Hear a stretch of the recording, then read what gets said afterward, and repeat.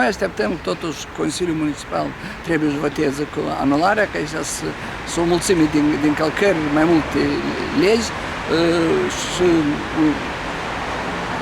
și dispoziția a primăriei. Vedem că ei toate dispozițiile astea le ignorează. Nu, noi în loc de pregătirea în campionatele mondiale care să fie 10-11 octombrie, care noi trebuie să aducem și aici o oaspete, noi suntem nevoiți să luptăm cu construcția aceasta, dar... Deci 10-11 octombrie aici trebuia să fie concurs? Da, nu, la Palatul Republicii, dar aici vin la centru toți arbitri, toți militari, peste 50 de țări. Avem două campionate mondiale și competiția tradițională Chișinău Open, care o facem de... Acum credeți, are vreo legătură campionatul cu asta? Nu are legătură, de atât că asta e banditești, vor să construiască o clădire cu 15 etaje. Certificatul de urbanism l-au primit pe data de 6 iunie, deja pe data de 12 iunie. Despre asta ați vorbit atunci, noi am difuzat. Dar vrem să știm cine e proprietarul. Proprietarii spun că în spate parcă stă Dârdea, deputat de la Liberali, și mai mulți. Aici proprietarii vine sâmbătă, care Oleg aduce excavatorul, când era deja asistat, eu îl întreb de ce. Noi vrem să astupăm groapa aceea, care deja e o lună de zile, are la ori 3 metri. Eu zic că bine, dacă merg copiii chiar alături.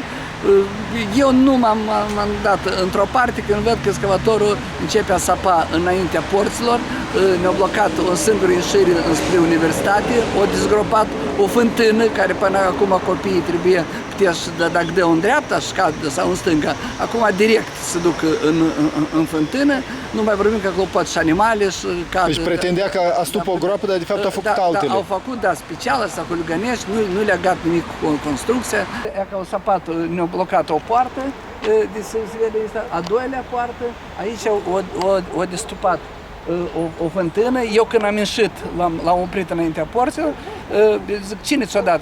Șefii. Și eu zic, ea-și oprește. Și el da înapoi și mărgând, așa o sapat încă 2 gropi până la universitate. Hai să le vedem. Da. Oho! Deci putem spune că e o capcană pentru copii aici. Dar de ce să-mi supărați pe voi? Păi cred de atâta că noi... Numai pentru că v-ați împotrivit? Da, clar că de atâta că ne-am împotrivit și asta e un fel de preîntâmpinare. Deci aici e groapă, exact în aici în e drum. groapă pe drum, care mai era. Adică, din cu acea altă groapă. Da, gropile până la universitate. Și acolo tot ei o sapat. Da, tot ei. Adică au blocat accesul. Și asta e a 4-a groapă. Da, și ea ca a 5-a. Exact cât se blocheze total accesul în ogradă. Și acei parte tot e blocat.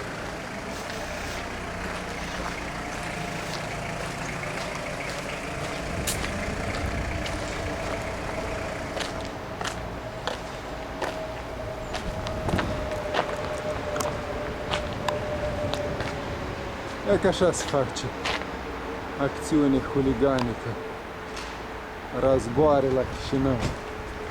Vorba băieților, parcă se întorc anii 90.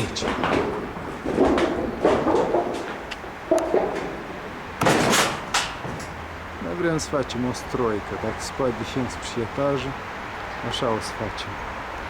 Chiar în preajma Universității Creangă și în preajma Dendrariului, parcul central din Chișinău, cel mai frumos parc.